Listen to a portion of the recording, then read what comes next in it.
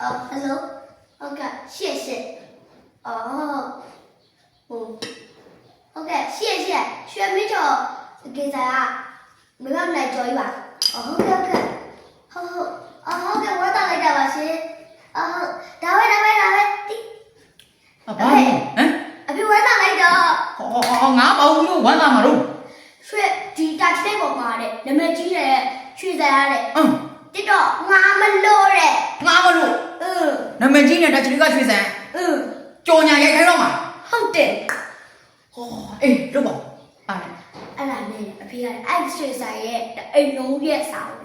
အလျှော့အဖို့အထုအထားလောက်ရတော့မှအဖေဝတ်တာလိုက်တော့ရွှေဒီကြော်ညာမဟုတ်လားမဟုတ်လေရွှေတစ်ဆိုင်လုံးရဲ့အလျှော့အဖို့အချက်ပြုတ်ကိုဒါကကြော်ညာမှာဟုတ်တယ်ဟိုနောက်ကြီးအကြလို့အဲ့ဒါနောက်ကြီးအကြလားကွာတာတမီမျိုးကွာသူစားတော့ကျမမစားငေါ့လာပြီးအမမလုံငါတော့ဒီဘောတော့ဘာသာပေါက်ရရငေါ့ဘာဆိုဘာအချက်